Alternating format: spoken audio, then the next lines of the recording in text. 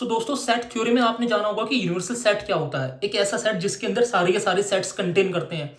लेकिन मैं आपसे एक क्वेश्चन जानना चाहता हूँ, डज इट रियली एग्जिस्ट? क्या वाकई में यूनिवर्सल सेट एग्जिस्ट करता है? कैसे, समझो। सो मैंने क्या किया, एक सेट लिया, यूनिवर्सल सेट यू। अब आप कह रहे हो कि ये यूनिवर्सल सेट है, इसका मतलब सारे सेट्स यूनिवर्स के अंदर जितने भी होंगे वो सब क्या होंगे, इसके सबसेट होंगे। और ये किसका सबसेट नहीं हो सकता फिर, अगर यूनिवर्सल है तो। लेकिन आप ये भी जानते हो every set is a subset of itself, कि हर एक सेट खुद का सबसेट होता है। तो मैंने कहा कि एक और सेट है यू, और ये यू जो है ये खुद का क्या है, सबसेट है। तो अगर ये इसका सबसेट हुआ तो इसका मतलब यार ये वाला यूनिवर्सल सेट होना चाहिए। अब अगर ये यूनिवर्सल सेट है और ये इसके बराबर है तो इसका मतलब ये राइट वाला जो यू है वो इस लेफ्ट वाले का सबसेट है।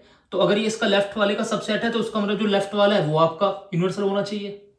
अब अगर आप इसको यूनिवर्सल कह रहे हो तो ये इसका सबसेट है, इसका मतलब यार फिर ये मेरा यूनिवर्सल होना चाहिए। यार ऐसा नहीं लग रहा कि ऐसे हम घूमते जा रहे हैं और इनफाइनाइट डेडली लूप बन रहा है? ठीक। तो एक मैथमेटिशियन था रसल, उसने ये पैराडॉक्स दिया, इसलिए इसको रसल्स पैराडॉक्स बोलते हैं। क्या बोलते हैं इसको? Russell's paradox. वो क्या कहता है कि यूनिवर्सल सेट नाम की कोई चीज ही नहीं है। तो फिर यार हम पढ़ क्यों रहे हैं यूनिवर्सल सेट? बताता हूं अभी आपको। अब रसल्स पैराडॉक्स के according there is not any universal set.